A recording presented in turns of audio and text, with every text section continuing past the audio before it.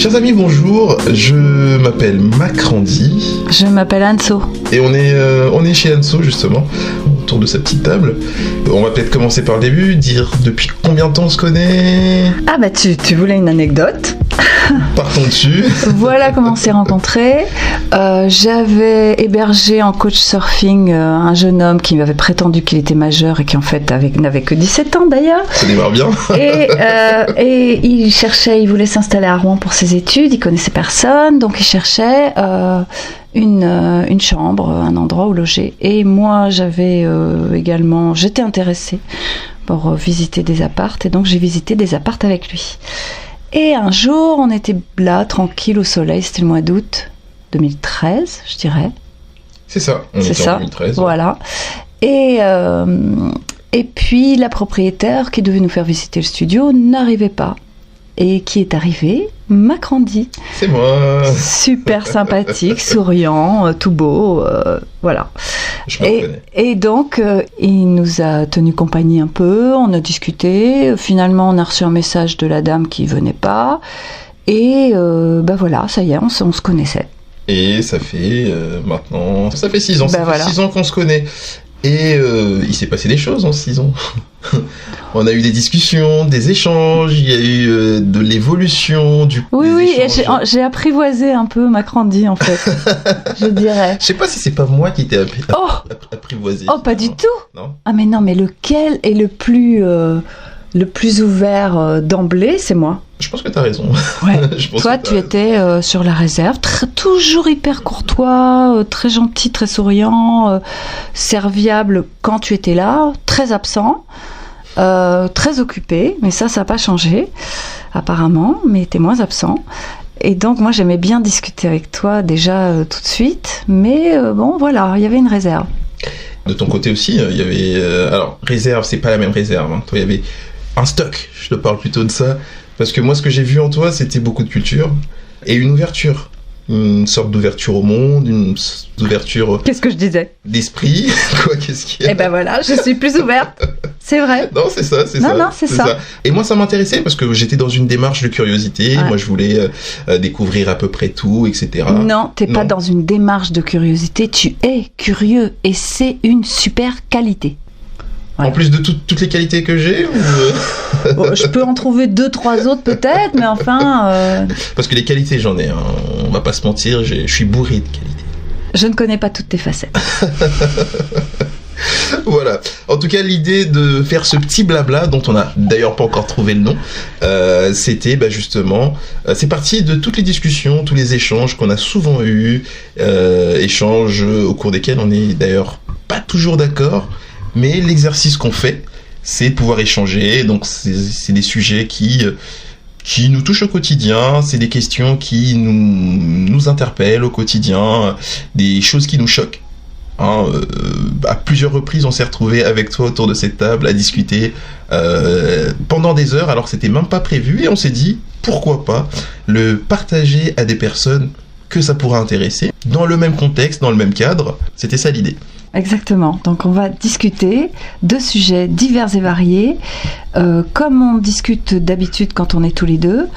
D'ailleurs, moi je pense que ça peut me permettre de peaufiner un peu mes capacités de discussion et de retrouver des arguments en me réécoutant. Donc ça va me rendre plus performante dans cette affaire. J'ai la même attente aussi. Alors justement, parce qu'on parle de discuter, l'une des bases de discussion, ce sont les mots, c'est le langage qu'on utilise pour discuter. Je sais qu'on a déjà eu une discussion, toi et moi, assez souvent d'ailleurs ça revient, c'est les arguments, mais avant les arguments, c'est les mots. Finalement, les outils qu'on emploie pour tenir une discussion. Oui. Je trouve qu'il y a souvent un moment dans les discussions, surtout quand ça chauffe un peu, quand on n'est vraiment pas d'accord et que chacun s'emballe, il y a toujours un moment où finalement on se calme autour de la définition du mot, c'est-à-dire du mot central de la discussion en l'occurrence, parce que, et on s'aperçoit souvent, ce qui permet de modérer un peu l'atmosphère, qu'on n'avait pas tout à fait la même définition du mot dont on parlait. Et donc je pense qu'il faut, avant de discuter, savoir si on est d'accord sur la définition des mots, parce qu'autrement, c'est comme si ça valait rien. Mais en même temps, c'est compliqué aussi. Déjà qu'une discussion, c'est généralement spontané et naturel. Oui. On va pas venir et se dire, bon, allez, on va commencer par définir les mots. Non, c'est chiant. Mais oui, c'est vrai, on s'aperçoit au fil de la discussion que finalement, on n'a pas la même perception. Moi, je me rappelle, l'une des dernières discussions que j'ai eues avec une amie, c'était au sujet du mot romantisme, par exemple. Oui. Et encore une fois, oui, ça dépend déjà de sa culture, ça dépend de ses acquis, ça dépend de son caractère, ça dépend de tellement d'éléments, d'une espèce d'un ensemble d'éléments dont on n'a pas conscience par moment. Ouais, et ça gâche tout, ça peut fausser une discussion. C'est pour ça qu'il faut parler et écouter l'autre. Parce qu'en écoutant l'autre, en fait, on s'aperçoit qu'il donne des infos sur sa propre définition des choses dont on discute. C'est tout le principe d'une discussion en même temps aussi. C'est qu'on parle de la position, on parle d'où on se trouve en fait. Tout simplement. Oui. Ah bah oui, chacun, ça c'est sûr. Un riche, il va parler de sa position de riche, forcément. Oui. Ou bien tous les sujets, mais en fait, tous les sujets qu'il va aborder vont être empreints, vont être imprégnés de sa position de riche. Forcément, on parle de là où on est, mais ça c'est bien sûr. Mais je pense que pour bien avancer dans un sujet de discussion, c'est-à-dire arriver au but qui est que l'un ou l'autre a un petit peu modifié sa position sur un sujet donné, il faut quand même avoir un accord sur le vocabulaire qu'on emploie. Alors, moi je suis d'accord avec toi là-dessus, sur le vocabulaire, sachant que ce n'est pas tout l'enjeu d'une discussion, parce que par moment, après, l'intérêt d'une discussion, c'est pas spécialement d'être d'accord à la fin. Moi j'ai toujours, des discussions qu'on a eues toi et moi, j'ai toujours trouvé que c'était intéressant pour moi de faire évoluer ma réflexion, ma position. Alors ça peut être faire évoluer en avant ou en arrière, ce qui ne veut rien dire en soi.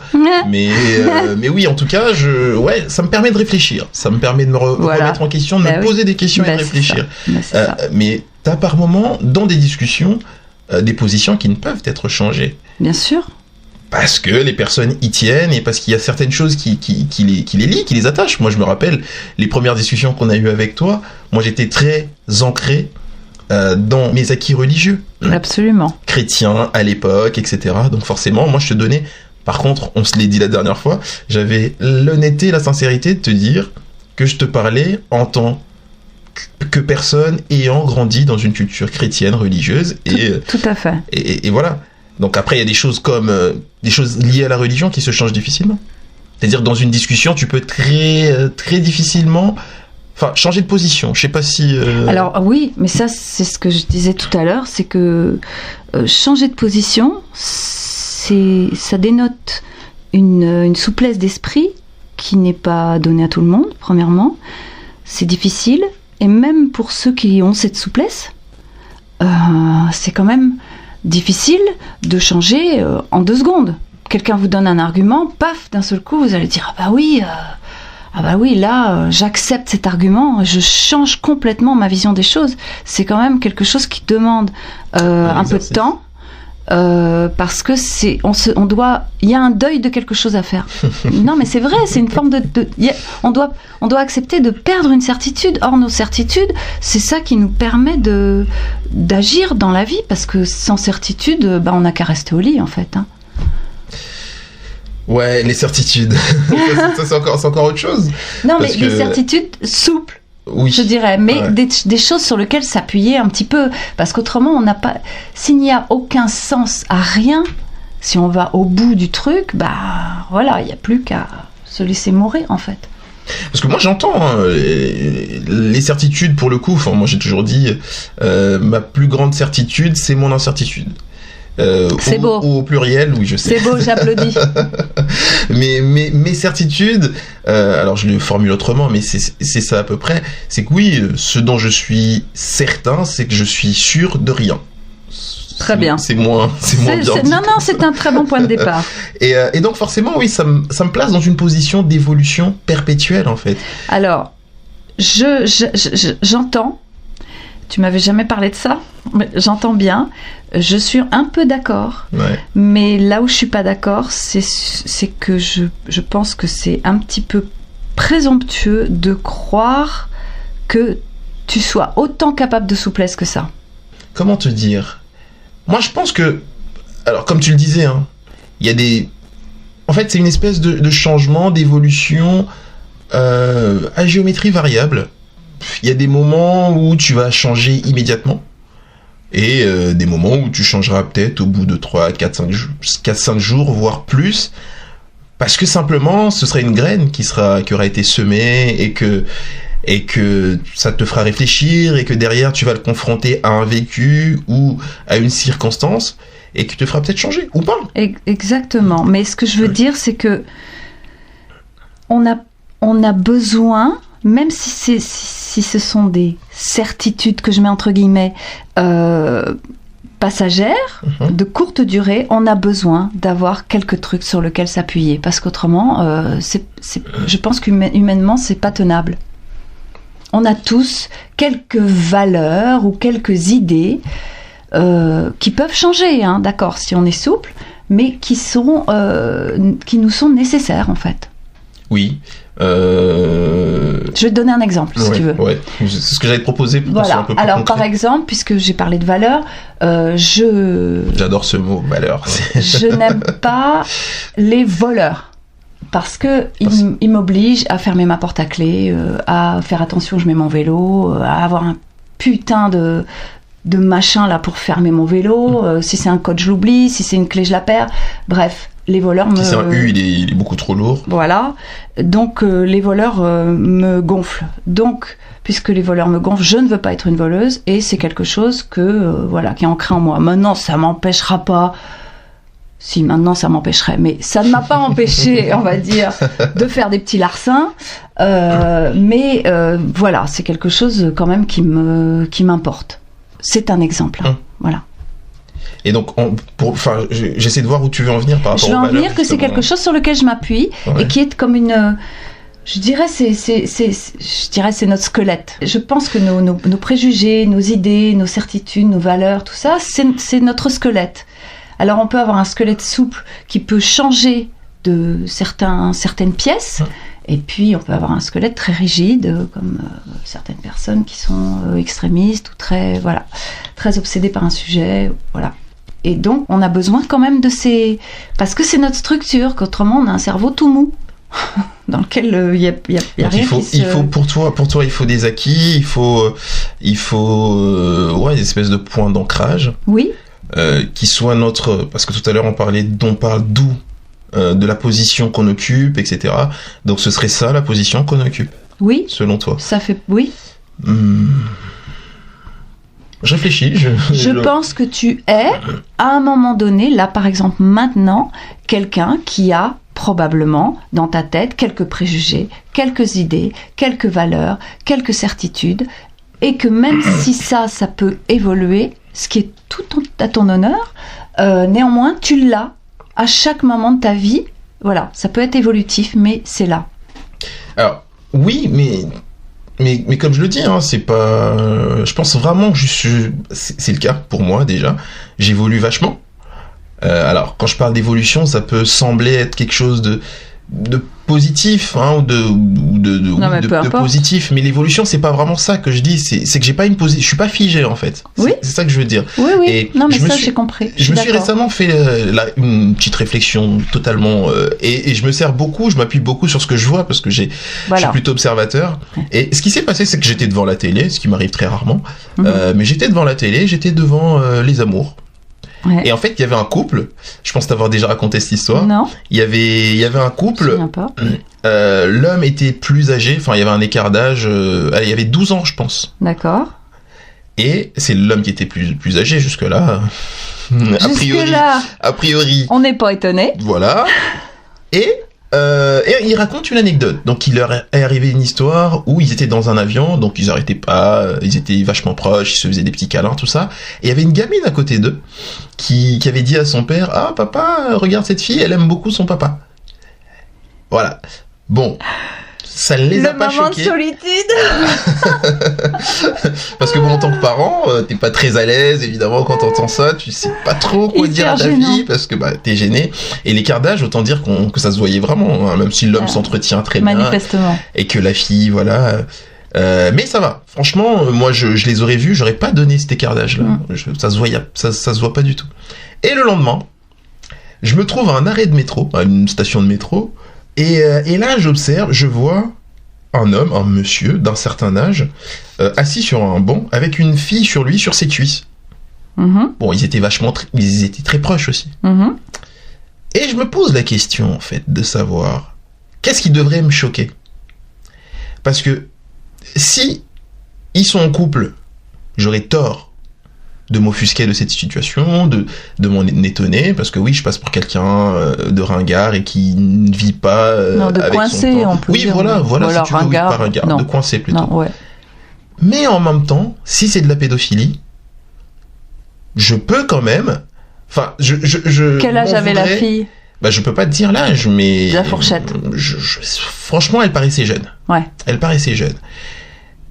Je m'en voudrais de ne pas être intervenu à ce moment-là. Oui, mais ça paraît invraisemblable que de la pédophilie s'affiche. Jamais un mec qui sait qu'il est avec une mineure va la mettre sur ses genoux dans un bus. C'est vraiment... Ou alors c'est du suicide. Si elle est, entre guillemets, je mets 4 guillemets si tu veux, consentante...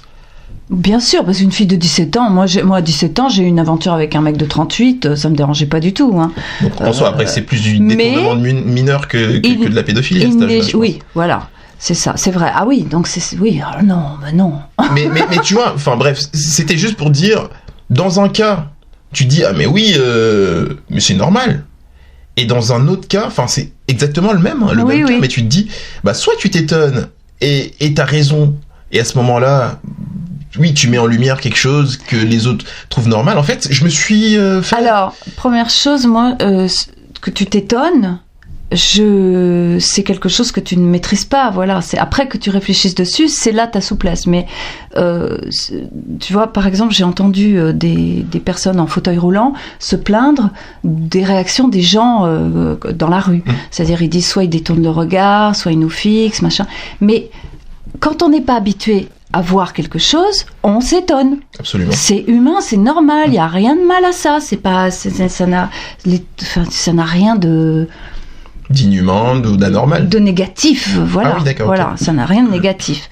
Donc que tu t'étonnes, c'est après que tu réfléchisses pourquoi il y a une situation qui t'étonne et l'autre pas, ça devait être dû à l'âge de la fille peut-être, ou l'impression que te faisait le couple, ou je sais pas.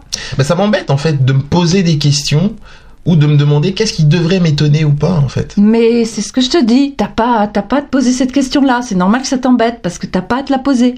C'est juste t'es étonné, bon, so what, alors tu réfléchis, puis la prochaine fois, du coup, si t'as réfléchi correctement, tu seras peut-être pas étonné. Alors que ça peut être justement la fois où il faudrait s'étonner. Et encore là, on parle juste de l'étonnement, mais il y a peut-être l'action aussi. Alors, qu'est-ce qu'il faut faire après ? Alors ça c'est là, on touche à une question grave et super difficile à résoudre. J'ai une anecdote à ce sujet. J'avais une petite voisine dans un appartement à Paris, qu'elle devait avoir 9 ans quand ils sont arrivés. Elle est arrivée avec ses parents. Ils étaient manifestement entre eux, ils parlaient je pense qu'ils étaient peut-être portugais, je suis pas sûre. Et puis, je la voyais pas épanouie du tout et personne me disait bonjour quand on se croisait dans l'escalier. Enfin, ces gens-là étaient vraiment dans leur coin et puis assez bon. Et un jour, cette petite fille frappe à ma porte. Et elle me dit « J'ai peur, il y a quelqu'un au téléphone, ça me fait peur ». Et je lui dis, mais tes parents sont pas là? Elle dit, non, je suis toute seule, mais j'ai pas le droit de sortir de la maison, il faut pas leur dire que j'ai frappé à votre porte. Déjà, ça commence, quoi, le flip. Mais elle était flippée. Donc je lui dis, écoute, je vais venir, je vais voir ce qui se passe avec cette histoire de téléphone. À l'époque, il n'y avait pas de téléphone portable. Donc je vais chez elle, le téléphone sonne, et j'entends une voix d'outre-tombe qui me dit, je vais t'enculer. Je je te jure. C'était pas drôle. J'ai pensé à la petite fille, tu vois, qui avait entendu ça. Donc, j'ai dit un truc, le mec a raccroché tout de suite. Mais après, qu'est-ce qu'il fallait que je fasse ? Donc, évidemment, je n'ai pas dit aux parents que j'avais vu la fille parce qu'elle me l'a redit à peu près 14 fois avant que je rentre chez moi. Elle flippait complètement que ses parents sachent qu'elle avait fait rentrer quelqu'un chez elle. Enfin bon. Donc, cette histoire s'est terminée comme ça. Je n'ai pas pu dire à ses parents ce qui s'était passé, du coup. Et j'ai gardé ça comme un truc où j'aurais dû faire quelque chose, je sais pas, voilà. Donc voilà, on ne sait pas si on doit intervenir ou pas, on ne sait pas ce qu'on doit faire. Et il n'y a pas eu de suite tu sais pas s'il est arrivé quelque chose à la pauvre fille Dieu merci, j'ai pas eu... Parce que tu t'en serais voulu. Bah oui. Ouais. Évidemment. Ouais. Donc ça pose... Et en même temps, je pouvais pas la mettre. Je voyais bien que ses parents, c'était vraiment pas des rigolos. Je sais qu'il y a des gens qui donnent des consignes très strictes aux enfants et c'est normal pour les protéger. Donc là, j'étais la voisine, ils auraient pu comprendre, mais pas forcément. Donc, surtout s'ils parlaient pas la même langue que moi, donc j'ai pas osé. Et après, je me suis posé plein de fois les questions de savoir si j'aurais dû oser, ce que j'aurais dû faire. Je savais pas quoi faire en fait. Tu débarques, tu fais, je sais pas, tu vas demander du sel ou une truelle, tiens. Il m'aurait donné du sel et puis c'est marrant. Oh là là, la honte. Ça c'est ringard. Voilà. On y est. Comment ça c'est ringard? Ouais. Ça c'est pas coincé mais c'est ringard. Il paraît qu'ils sont bien construits. Donc voilà, non mais voilà, donc c'est vrai qu'on ne sait pas quand intervenir et même pour des enfants, moi il y a des enfants que je trouve maltraités dans la rue et je sais parce que j'ai lu des trucs sur la question pour savoir justement quoi faire, que si on intervient, souvent c'est l'enfant qui prend après quand on n'est plus là. Donc que faire? Voilà, je sais pas. Ça pose la question de l'intervention de manière générale dans des situations moi c'est vraiment le sentiment que j'ai eu, mais c'était pas par rapport à ces gens-là en fait, c'était plus par rapport à moi. Et là je me dis, qu'est-ce qui devrait me choquer? Est-ce que c'est cette situation ou son contraire qui devrait me choquer? Et en même temps, son contraire, ça serait quoi son contraire? Son contraire, c'est si ils ne sont pas en couple, c'est peut-être sa fille en fait. Oui.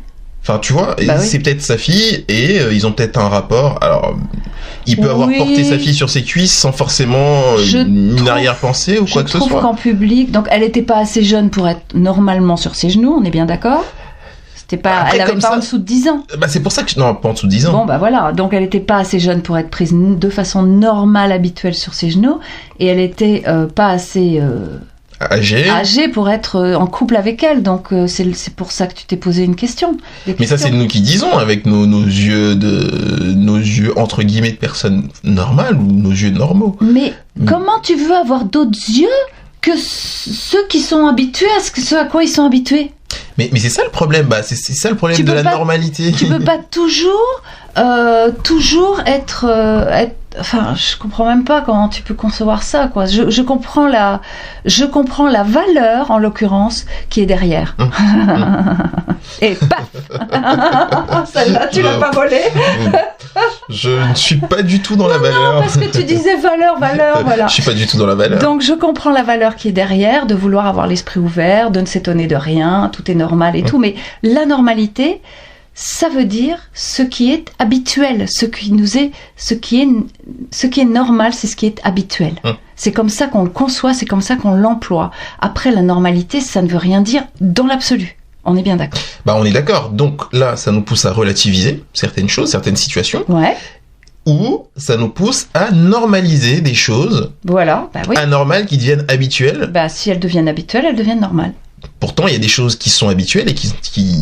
Hier encore, j'étais devant le replay dans Les Pas Couchés, et t'avais des gilets jaunes, etc. dont on parlait des personnes qui sont dans la rue, tout simplement. Ouais. Et il y a des choses qui, quand on... Des SD. Oui, des sans-abri plutôt. J'ai dit SDF ? Non, moi je dis. Tu as dit des gens qui sont dans la rue, donc je traduis des SD pour ne pas dire SDF, qui est absurde, puisqu'on est bien d'accord, puisqu'ils n'ont pas de domicile. Ils n'ont pas de domicile fixe, ils n'ont pas de domicile. On est d'accord, c'était le petit coup de gueule, c'est voilà. Ça oui, il faut quand même se réveiller de temps en temps. Et donc, je pense qu'on se laisse aussi à chaque fois la possibilité de s'offusquer, de s'étonner de certaines choses. Après, je te dis ça. Qu'est-ce qui est offusquant, par exemple, ton exemple d'hier, que Alors, je t'ai coupé au milieu. Ce qui se disait, ce que, en l'occurrence, un des Gilets jaunes qui était invité sur le plateau, qui était venu avec François Ruffin notamment, disait, c'était qu'il trouvait absurde que pendant que des gens mouraient de faim, qu'il y avait des gens dans la rue, etc., que l'Élysée se permette de faire une commande. Oui, j'ai entendu ça, de faire la commande de vaisselle, etc. De porcelaine pour 500 000 euros. Alors le contre-argument qui a été renvoyé à ces personnes-là, c'était qu'il y a un budget, qu'il y a des ministères qui s'en occupent, etc. Après, eux derrière envoient une question d'éthique, et t'avais Elena Nogueira qui est intervenue pour dire, on ne devrait pas trouver ça normal en fait. C'est ça en fait. C'est parce qu'on se dit que c'est normal et qu'il y a un ministère qui s'en occupe que finalement ça devient normal. Pourtant, ça devrait nous interroger, nous choquer. Alors, mais elle est où la limite en fait? La limite, il faut s'écouter. La limite, c'est ce qu'on ressent. La limite, c'est ce qu'on ressent. Après, on peut se raisonner si on pense que ce qu'on ressent n'est pas juste par rapport à notre structure et nos valeurs du moment. Je suis désolée, mais je suis désolée, mais en fait, on ne peut pas passer au travers. Tu ne peux pas te définir en tant qu'homme totalement libre. Et je dis ça de ma place, de quelqu'un qui a toujours souhaité, c'est mon but si tu veux, mais c'est un but que je sais que j'atteindrai jamais. On n'est pas libre. On est déjà forgé par ce qu'on est en naissant et notre histoire et les interactions, et voilà. Donc on est. T'es en train de me dire qu'on est déterminé par ce qui peut être ce qui peut être vrai dans une certaine mesure, c'est que oui, on est déterminé par notre histoire, ce qu'on est. Alors plutôt par son berceau, je pense. Et après, on se construit au fil du temps, au fil des années, par ses expériences personnelles, son vécu. Moi, je te dis ça parce que je ne te l'apprends pas en te disant que moi, j'ai évolué. Il y a beaucoup de positions, notamment sur l'homosexualité, etc. Moi, j'ai beaucoup évolué par rapport à ces questions-là. Oui. Pourtant, hier, c'était normal pour moi d'être clairement homophobe. Oui. Par rapport à la position que j'occupais et où je me trouvais. J'ai bien compris, je me souviens de nos discussions. T'étais à la fois homophobe, tu l'assumais complètement et c'était pas agressif, bizarrement. Donc pourtant, moi je suis très très gay friendly, donc c'était étonnant et c'est ce qui a permis qu'on reste amis d'ailleurs, parce que t'aurais été homophobe d'une façon agressive, c'était pas possible quoi. Mais là c'était acceptable, c'était étonnant d'ailleurs. Mais j'aurais pu aussi, tu vois, à ce moment-là, te faire le reproche de ne pas me laisser le temps d'évoluer. Parce que toi, t'as fait un chemin aussi quelque part. Tu savais pas que t'allais évoluer. Non mais oui, justement, mais à ce moment-là, j'aurais pu te faire... C'est comme aujourd'hui, hein, on a des discussions, toi et moi, autour de des questions d'alimentation, du consommer responsable, etc. Et je me dis, c'est à un certain âge que tu as pris certaines décisions, que tu as commencé à faire certains choix. Et aujourd'hui, un gamin de 10 ans, tant mieux hein, pour lui s'il prend la décision, s'il décide de consommer de manière plus responsable, parce que ça se fait maintenant avec les lycéens, etc. Donc tu vois, il y a ce temps-là. Mais maintenant, est-ce qu'on est tolérant ou... Ah ben non, mais moi j'étais tolérante, hein, je te laissais discuter. Enfin, est-ce qu'on devrait être tolérant Je te laissais... De toute façon, on doit être tolérant parce que chacun va à son rythme et on peut pas faire... À mon sens... Ça, c'est quelque chose auquel je crois un peu, c'est qu'on peut pas faire tellement autrement que ce qu'on fait, en fait. Et qu'on fait de son mieux. Globalement, la plupart des humains font de leur mieux. Même ceux que je déteste et qui m'agacent, ils font de leur mieux aussi. Du coup, pour revenir à cette histoire de personnes dans la rue, de sans-abri, c'est pareil, en fait. Je pense que naturellement et consciemment, et ce qui est, encore une fois, normal...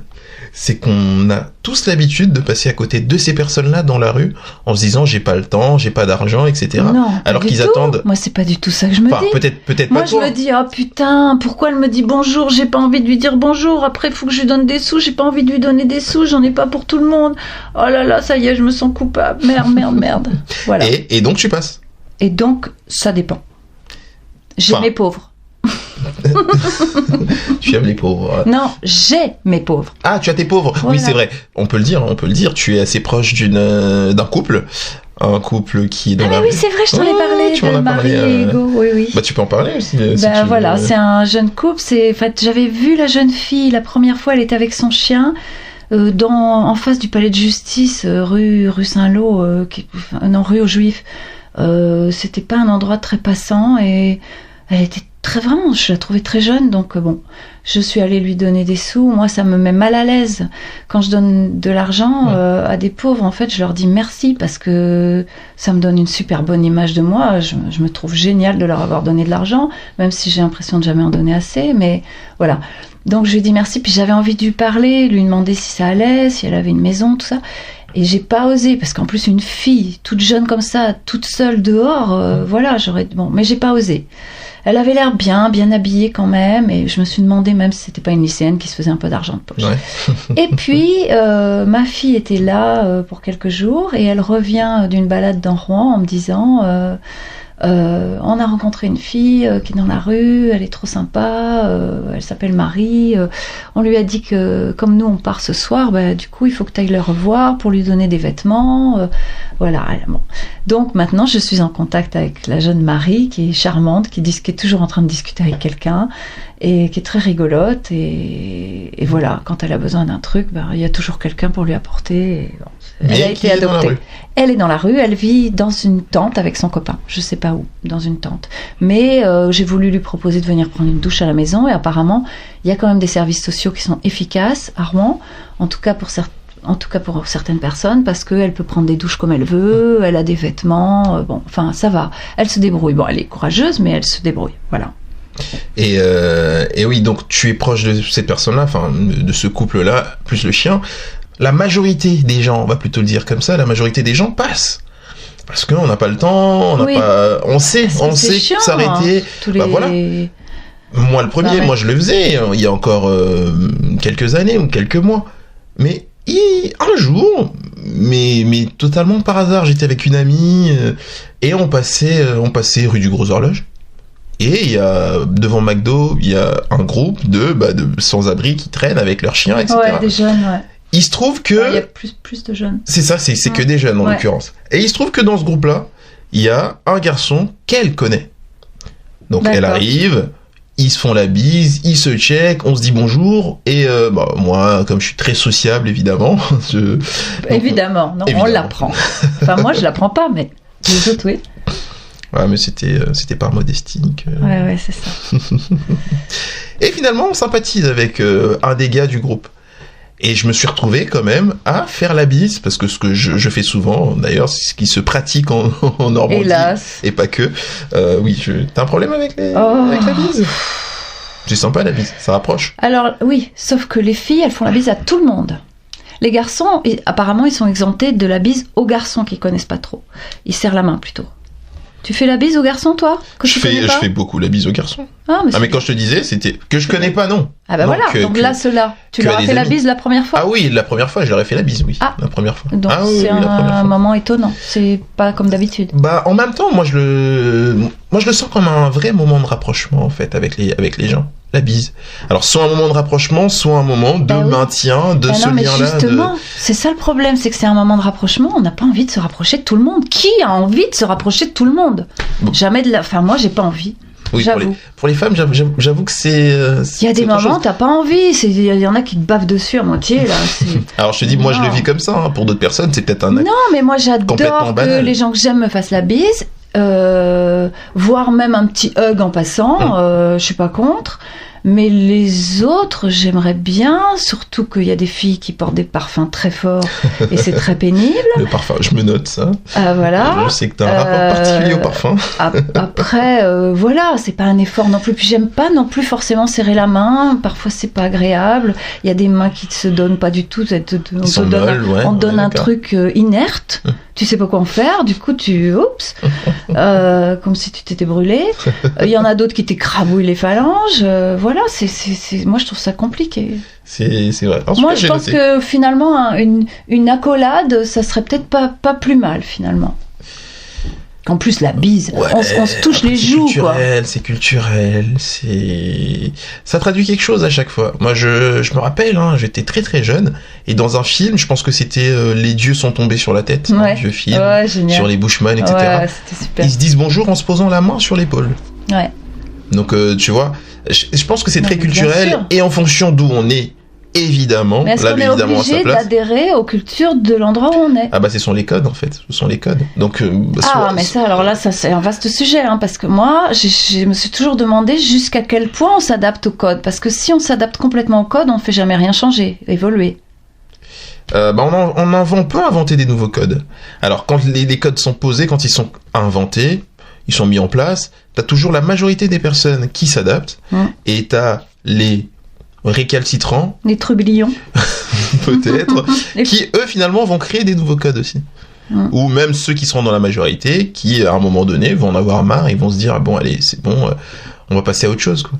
Et je pense que c'est comme ça que ça évolue, et aussi avec la confrontation aux différents codes, aux voyages, etc. ou à l'oubli. Hein. C'est par exemple toi et moi, on se fait souvent la bise. Alors faut préciser qu'ici, parce qu'on est à Rouen, on commence à gauche. Mais il suffit que tu partes à Paris, tu reviennes et t'oublies, tu me fais la bise à droite. Tu vois? Bah oui, je m'adapte. Et c'est là que je reconnais. C'est un caméléon, c'est horrible, je m'adapte tout le temps et j'ai pas envie, mais en même temps on est obligé. Mais c'est chiant. J'aime pas. Bon, alors moi j'en veux pas à certains codes en tout cas. Certains codes qui marquent pour le coup l'attachement à un lieu géographique. Et oui, voilà, parce que tu choques moins les gens en fait, c'est tellement fluide les codes. Oui, mais tu vois, je m'adapte, mais c'est vrai, t'as raison, mais parfois j'ai une sorte d'envie d'être davantage moi-même, même si je sais pas exactement ce que ça veut dire. Très bien. Voilà, être soi-même. Oui. Un vaste sujet aussi. Ah non, mais là, alors là, tu vois, tu peux m'être très utile parce que tu rationalises toutes ces choses-là. Et moi, c'est des recherches parce que c'est très compliqué pour moi, être soi-même ou s'adapter. Enfin, ça a toujours été très compliqué dans ma vie. Je me suis énormément adaptée. Ça m'a complètement étouffée. Donc maintenant, j'essaye d'être davantage moi-même, de moi m'adapter, mais je connais pas les limites. Et je trouve que toi, comme tu réfléchis ça, des discussions là-dessus, moi, ça m'intéresse. Je suis preneuse. Alors, c'est très flatteur, mais alors je rationalise pas toujours. C'est peut-être à travers des discussions. Tu vois, on arrive à se dire, oh tiens, j'ai dit ça, c'était plutôt intelligent. Tiens, ça m'étonne de j'ai dit une connerie. Non, tous les jours, c'est plutôt ça en fait. En termes de pourcentage, je dis plus de conneries que de choses très rationnelles. On peut avoir des choses rationnelles qui sont des conneries aussi. On peut tourner les choses de façon plus légère. Mais là, déjà, faut de l'habitude. Il faut de l'exercice. Faut de l'entraînement, ouais, c'est ça. Et donc oui, par rapport du coup aux gens dans la rue, parce qu'on s'est un peu éloigné, mais c'est tout l'intérêt en même temps de nos échanges, c'est que vraiment on s'ouvre des petites fenêtres, des portes, des écluses, et on se perd, sans vraiment se perdre en fin de compte, parce qu'on arrive toujours, parce qu'en même temps nous avons un scripteur. Exactement, et on a un scripteur qui note tout, et qui veille à ce qu'on ne s'éloigne pas des sujets. Donc oui, pour finir finalement, pour boucler ce sujet-là, je suis maintenant dans l'incapacité de passer à côté de ces personnes-là sans manifester un peu d'attention, un peu. Alors, je vais pas généraliser non plus, parce que sinon on s'arrête devant toute situation dans la vie et devant tout ce qui. Mais tu vois, ce qui était normal hier ne l'est plus aujourd'hui. Pour revenir un peu à la normalité dont on parlait. Parce que c'était habituel. Normal. Du coup, aujourd'hui, ça devient habituel pour moi de m'arrêter. Voilà quelque chose d'habituel qui n'est pas normal. Voilà, il y a des choses habituelles qui ne sont pas normales. Et on doit, ce que tu disais tout au début, savoir quand on en intervient et tout, on doit se garder de trouver normal quelque chose qui cependant est habituel, comme les gens qui sont assis dans la rue. Il y en a de plus en plus. Ça dépend quand même des saisons, mais enfin, il y a des endroits de rue qui deviennent habités en quelque sorte par quelqu'un d'assis ou de debout, et ça, parfois couché, parfois des cartons, parfois bon. Et moi, je ne m'habitue pas du tout. Moi, je me suis jamais habituée, mais c'est parce que probablement je suis sensible, on va dire, et donc c'est comme un reproche si je ne fais rien. C'est essentiellement comme un reproche, et je comprends aussi qu'il y ait des gens qui soient agressifs, parce que du coup, quand on prend un reproche, on a envie de répondre de façon agressive, sauf si on veut entendre le reproche et changer notre façon de faire. Donc voilà, c'est comme un reproche, ça me culpabilise beaucoup. En même temps, parfois j'ai fait des trucs, ça m'est arrivé de donner la moitié du pain que je venais d'acheter à un type dans la rue qui me le demandait. qui a jeté ma moitié de pain par terre dans le caniveau. J'étais dégoûtée, quoi. En m'invectivant. Bon, il était bourré, voilà. Ça m'est arrivé. D'autres trucs me sont arrivés comme ça, pas très, voilà, où ça calme mes velléités de. Ben voilà. Après, il y a des belles choses aussi. Donc c'est pareil. On peut pas faire une généralité. Maintenant, moi, ce que je voudrais, c'est que tous ces gens-là, ils soient logés quelque part. Et qu'ils puissent vivre un minimum. Le minimum vital, c'est quand même d'avoir un toit sur la tête, pouvoir garder quelques affaires. Parce que moi, je conçois... Moi qui ai un appartement qui est avec plein de choses dedans, pour moi, ce qui serait horrible, c'est de pas pouvoir trimballer toutes ces choses. C'est de rien avoir avec moi. Je trouve ça vraiment horrible. Donc, voilà. Il faut qu'ils aient un logement. Il faut qu'ils aient un logement et bien plus, je pense, parce que je pense pas que leur problème soit... Moi, je suis d'accord avec toi. Hein, non, mais évidemment. Ça ne devrait pas exister. Mais, alors, concernant nous, hein, parce que c'est un peu sur ça qu'on était, quand tu passes dans la rue devant une personne qui est en difficulté, etc., tu te poses aussi la question, quand même, de savoir si tu y peux quelque chose. Bah oui. Et ça fait que finalement tu t'aperçois, parce que autrement... c'est ça, et tu t'aperçois de ton impuissance face à cette situation-là, et tu te dis si les pouvoirs publics ne peuvent pas faire grand-chose, moi je n'y peux rien.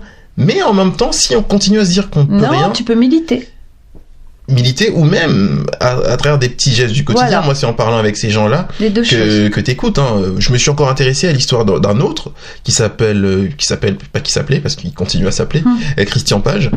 Alors lui, c'est comme ça qu'on l'appelait, le SDF le plus célèbre de France. Oui, c'est l'artiste. Ah non, pas l'artiste. Ah non, c'est pas l'artiste. Il était sommelier. Enfin, j'ai dû te raconter, je pense, son histoire. Qui était sommelier, qui du jour au lendemain s'est retrouvé à la rue parce que sa femme l'a quitté avec son enfant. Donc il a sombré dans une dépression, il a perdu son boulot, etc. Et du jour au lendemain, il s'est retrouvé dans la rue.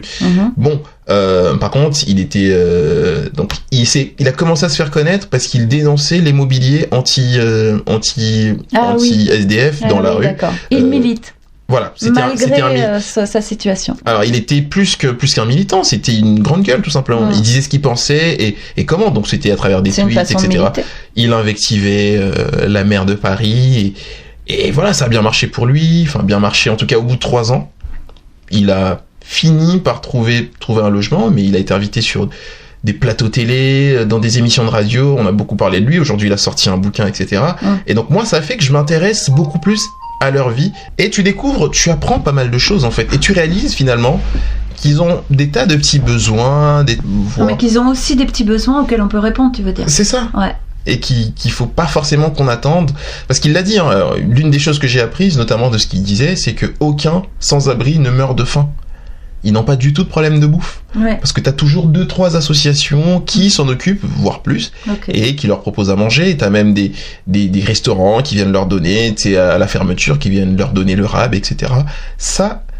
Pas de problème. Ça, il n'y a pas de problème. Mais le fait, il le disait tout le temps, le fait de dormir chez soi, juste d'avoir un chez soi, t'as plein de gens qui sont chez eux, qui font 1 semaine sans manger. Mais au moins, il sait qu'il est chez lui, il y a cette sécurité-là. Psychologiquement, c'est la fameuse pyramide avec les besoins humains. Donc, t'as déjà ce besoin-là d'être chez toi, de boire un petit café quand on a envie, d'avoir bien dormi. Ou mal dormi, on s'en fout, mais au moins t'offrir le luxe de mal dormir, justement. Sauf que eux, parfois, ils dorment pas du tout. Bref. Toi, tu m'avais parlé d'un sujet qui te tenait à cœur aussi. Ouais. C'était les attentes qu'on peut avoir dans les relations. Relations quelles qu'elles soient, encore une fois. Ça partait d'une expérience personnelle, d'un vécu, ou de quelque chose de... Non, je constate simplement que, évidemment, on n'a pas les mêmes attentes dans les relations. Je parle de relations au sens large. Voilà, qu'est-ce que tu attends, toi, d'une relation amicale, par exemple ? J'attends rien. Je n'attends rien. Moi, je suis plus dans le don.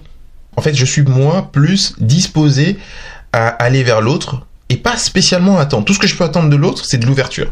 C'est de recevoir ce que je donne. Ou d'être prêt à m'écouter quand je parle. Parce que je parle beaucoup. Tu l'as peut-être pas remarqué, mais... Et donc, oui, c'est ça, en fait, cette espèce d'ouverture, cette espèce... Qu'on me mette à l'aise. Quand je vais, je sais pas, être curieux par rapport à ta vie, quand je vais vouloir en savoir un peu plus sur ce que tu fais, sur ce que t'es, etc. C'est ce que j'attends. Après, les attentes, de manière générale, oui, il va y avoir un peu de loyauté, mais tu vois, parce que je n'aime pas être déçu, Ah ben ça, je comprends bien. L'investissement ou les attentes que je vais avoir seront très faibles, tu vois. Et je me fais pas d'illusions. Super. Alors, est-ce que j'ai répondu à ta question ? Oui, sauf que je me rends compte que le mot attente n'était pas ce adapté. Que je voulais. Ouais. C'est pas exactement l'ordre de la réponse. Est-ce que tu voulais plutôt parler de la reconnaissance de... Non, en fait, c'est moi, ce qui m'interroge dans ce que peuvent attendre les autres, c'est pas attendre, c'est, voilà, espérer des relations, j'en sais rien, je sais pas le mot. C'est que, pour moi, il y a toujours de l'affect dans les relations. D'accord. Même ma boulangère, si je la trouve pas sympa, je change de boulangerie. C'est comme ça, je mets de l'affect partout. Et je me suis rendu compte que c'était pas le cas de tout le monde. Ça m'intéresse beaucoup de savoir comment ça se passe du coup, tu vois, parce que je comprends pas. D'accord. Je comprends pas, en fait. Je te comprends parce que je fonctionne exactement de la même manière. Après, à des degrés différents, je pense. Moi, je suis capable de m'attacher. En fait, et c'est là que je surprends les gens, en fait. On peut ne pas se connaître. Je peux juste te découvrir et avoir un coup de cœur. Après, les gens sont assez souvent surpris parce que pour eux, c'est pas normal, en fait, qu'une personne s'attache à elle ou à eux sans attendre rien en retour. Et pour peu que ce soit un sexe opposé et qu'il y ait des éléments assez probants qui... un sexe opposé ou un sexe convoité, on va dire. Parce que c'est pas toujours opposé. Oui, pas opposé, effectivement. Mais en l'occurrence, je parle de moi et on va rester sur le sexe opposé parce que jusque-là... C'est plus simple pour toi ? Non, c'est pas une question de simplicité. C'est juste que, aux dernières nouvelles, je n'en suis pas encore là. Pas encore, tu vois ? Comme quoi, je me laisse une petite marge d'évolution. Très bien. Pas encore. Non, le encore, il a sa place. On ne sait jamais. Bon, peut-être qu'on sait. Peut-être. Ah là, c'est pas possible. Non, pas encore. Et non, le sexe opposé. Et tiens, donc. Et donc, sexe opposé, je souligne, je mets en gras, italique, tout ce que tu veux, en rouge. Ça y est, c'est capté. Est-ce que c'est clair pour toi ? C'est capté. Et ouais, la personne peut te soupçonner en fait d'avoir des intentions, d'avoir des idées à la tête, alors que c'est pas du tout ça. Donc, ce qui me donne moi la responsabilité ou le gros exercice d'avoir à préciser que ce n'est absolument pas pour ça. T'es obligé, ouais, il faut préciser. Mais c'est désobligeant. Oui, mais je sais, c'est désobligeant. C'est désobligeant. Alors, tiens, on m'a posé récemment un problème qui me semble un peu de cet ordre, même si que les idées commencent à être un peu confuses. Tu es dans une boîte et tu discutes avec une personne du sexe convoité, donc, qui également est... Toi, tu es du sexe convoité aussi. Voilà, tout marche bien. Et tu discutes pendant 1 heure avec une personne en particulier. Est-ce que cette personne-là, si elle est en couple, elle doit te le dire durant ce laps de temps ou c'est encore trop tôt ? Est-ce qu'elle doit t'avertir pour pas qu'il y ait d'ambiguïté ? C'est compliqué. Déjà, c'est très compliqué parce que tout dépend du feeling et de l'approche de la personne. On peut pas lui reprocher de pas l'avoir dit. Ou on peut ? C'est ça, la question. Oui et non. Ouais. Parce que je peux te le reprocher.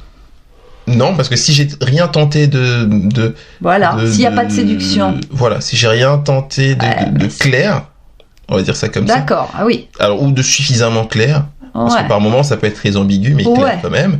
Ouais, mais dès que tu mets de l'ambiguïté, t'es obligé de dire que t'es en couple, à moins que tu sois en polyamour, mais autrement, t'es obligé de dire que t'es pas disponible, parce qu'autrement, l'autre, il y met de l'espoir tout de suite, non ? Moi, je pars du principe qu'il ne faudrait pas prendre tout type de gentillesse. Pour des avances ou pour de la drague. Forcément. Alors je vais juste te répondre un truc. Ouais. C'est que moi, toute ma vie, je me suis fait draguer. Enfin, draguer, soft. Excuse-nous.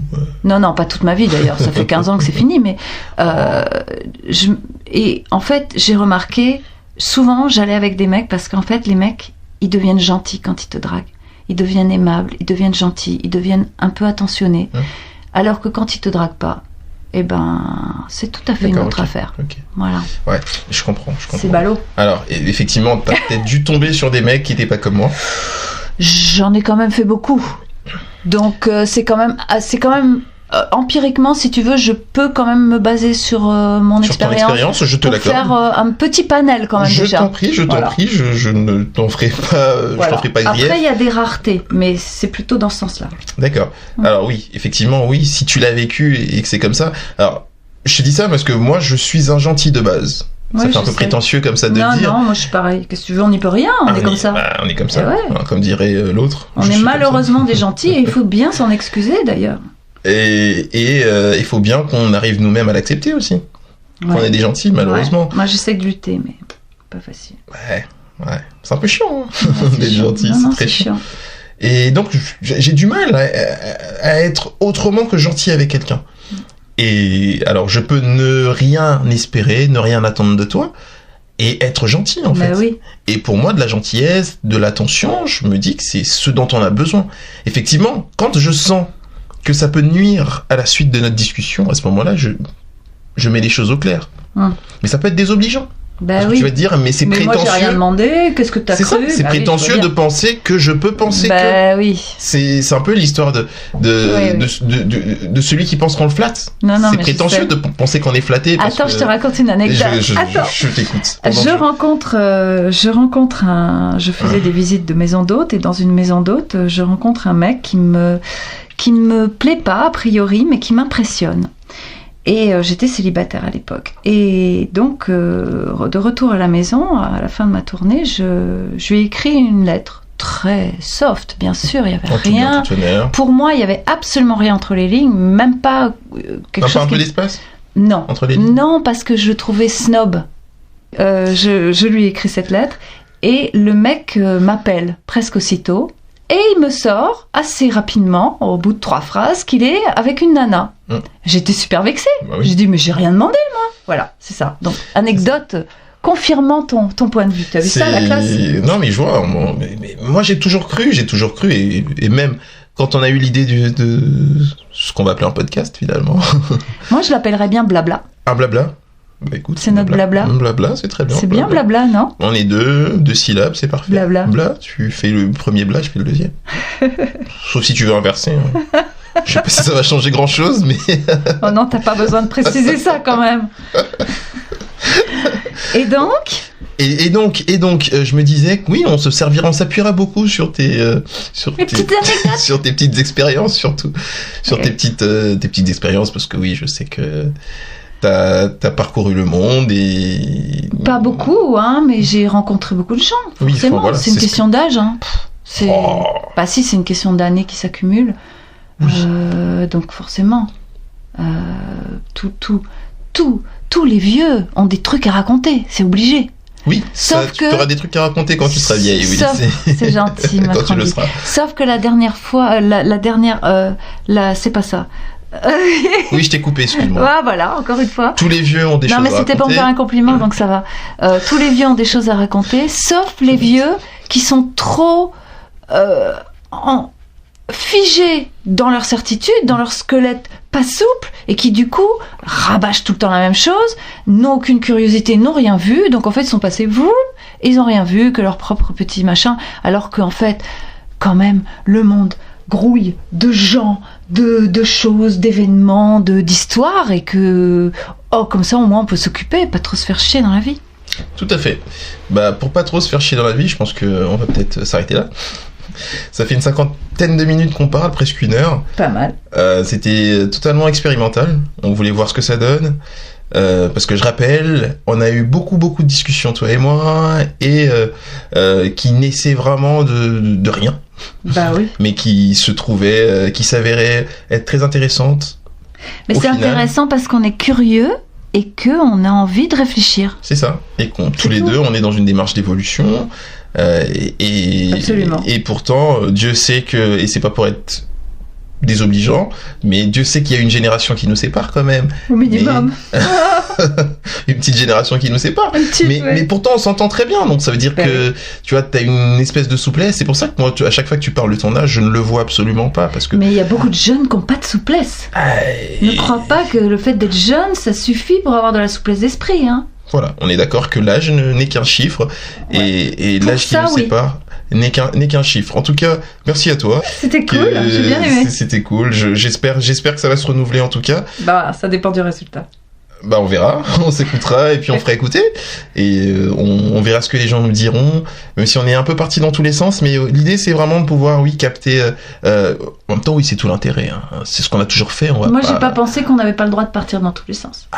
Moi non plus. Bon bah voilà. Moi non plus. Donc on essaiera après de rendre ça un peu plus fun, un peu plus, mais que ça nous ressemble. Systématiquement, parce que on va pas faire autrement que comme on est. Y a pas moyen. Voilà. Je rappelle quand même qu'on était chez toi. Oui. Autour de ta petite table. Voilà. Avec la petite fenêtre qui donne sur... Et le soleil aujourd'hui. Et le soleil, c'est vrai qu'il Et fait mes beau petites aujourd'hui. feuilles d'érable qui ont fini de s'ouvrir. Regarde, c'est pas mignon, ces petites feuilles. C'est très très beau. Vert tendre comme ça, mais c'est... Moi, je voudrais que tous mes tableaux ils soient vert tendre comme ça, mais bon, ça serait monochrome. Mais ça pourrait rester comme ça, tu sais. Non. Si seulement on pouvait. Mon érable est jaune. Et oui, il a des feuilles jeunes. Ah oui, d'accord, je cherchais une... Non, il n'y a pas de contrepétrie ni quoi que ce soit de ce genre. Parce que ça aurait donné quoi, mon érable est jeune en contrepétrie? Rien du tout. Mon est jeune, érable, est érable. Non, c'est complètement stupide. Bon, en tout cas, merci à toi, merci à ceux qui vont nous écouter. Ils seront peut-être 2, mais c'est déjà cool. Ça sera déjà bien. Ce sera déjà bien. Et puis on retentera ça une prochaine fois sur des sujets d'actualité, des sujets qui nous fâchent, des sujets qui nous font bondir. Parce que oui, t'as pas bondi aujourd'hui. Je sais que par moment qu'on parle, t'es capable des fois de monter dans les tours, mais t'étais plutôt tranquille aujourd'hui. Mais calmement. C'était... Non, mais tu m'as pas non plus. Je t'ai pas cherché, c'est ça. Bah, heureusement, parce que je me note. Voilà. Non, mais c'est bien qu'on fasse aussi. Il y aura d'autres choses après. Voilà. C'est ça. Merci, et on se dit, je vais te laisser conclure. On va essayer, d'instaurer une petite tradition comme ça où tu concluras soit avec une citation tirée de ta culture, sortie droit de ta culture générale. Non, mais ça il faut me prévenir avant quand même. Je te préviendrai après la prochaine fois, c'est mieux. Je suis pas non plus un puits de science. Ah, c'est pas ce qu'on dit. Hein. Mais je peux dire un petit truc. Je t'en prie. C'est sur le mot ambiguïté. Chez un humain, elle m'attire et m'intéresse. Dans les relations entre humains, elle me rebute, m'interloque et me fatigue, comme me fatiguent les lieux mal éclairés. Et je propose que ce soit le prochain sujet avec lequel nous commençons ce petit blabla. Okay. Merci à toi. Merci Macrondi.